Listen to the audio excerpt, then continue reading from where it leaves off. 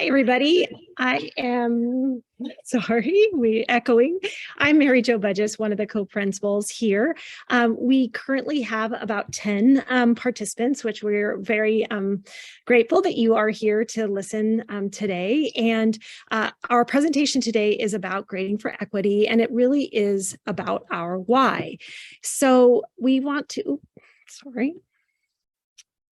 So our agenda is a quick welcome and introductions, a little bit of overview around our purpose, and then you'll hear from a series of folks about each of the 4 practices that you see there on your screen, and then we'll have a quick closing. We're planning on about a 45-minute presentation for you today. So let's start with introductions. Like I said, I'm Mary Jo Budges. I'm one of your co-principals, and you see on the screen here the different presenters who will be talking about Grading for Equity 101 with you today. And as each duo or singleton comes up, they will introduce themselves as well. But we just wanted you to get a sense of who is here in the room and will be presenting with you today. And then I want to take a moment and introduce Director Glowitz. He is our school board representative for our PAC. So I wanted to give him a moment to introduce himself. Hello, thank you, Mary Jo. It's a pleasure to be here. I have a 7th grader at the middle school.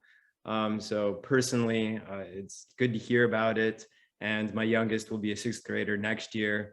So I'm looking forward to hearing about it. I know it's one of the big initiatives at the middle school. Sort of the data points of what's going well, what are areas for improvements, and then what will be measures of success as we sort of monitor this going forward. But I look forward to listening. Thank you, Dan. We really appreciate you being here. So our format for parent advisory has really shifted, and that was based on parent feedback.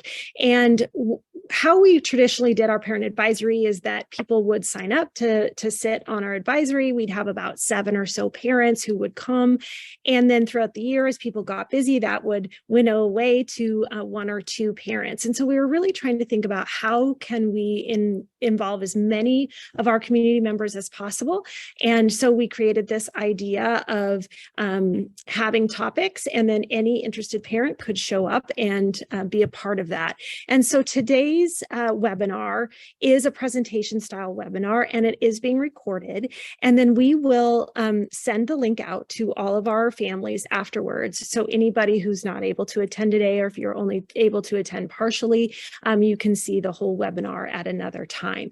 But today is our why. And it is not interactive today, but there is a way for you to engage. And the way to engage is through both looking at the slides deck, and you'll see in the chat a link to the slides deck, and responding to the Google feedback form. So we're looking forward to hearing what you're thinking about right now and questions that you have. And we're going to use those questions to drive our October 4th session, where we dig more into the details about how it actually works in our classrooms. So I want to go back a slide. Our goal this year is really around strong communication. We want our families to be in the know. We want them to be our partners in this work. And we think by building strong relationships, offering opportunities for feedback and engagement, that will help us meet that goal. So we're very much looking forward to that. So why G4E? So the concept of grading for equity is really for us about every student feeling connected, feeling confident in themselves as a learner. And so for us, it has been a multi-year process to get to where we are this year, where 100% of our teachers are reflecting learning through a standards-based grading lens and a UDL approach, which we'll talk about later. So for us, one of the pieces of feedback we have heard is that equity can feel like a trigger word. And so I really want people to think about the idea that equity is the outcome. We want every child getting what they need as the outcome. And in order to get there, we're going to live into the idea of all kids belonging at IMS, the belief that all of our kids have limitless potential, that we can break down barriers for our students, our community and ourselves in order to make sure that we're providing the best environment for our kids, and that we broadcast, we communicate, we share student voice and our learning in the process.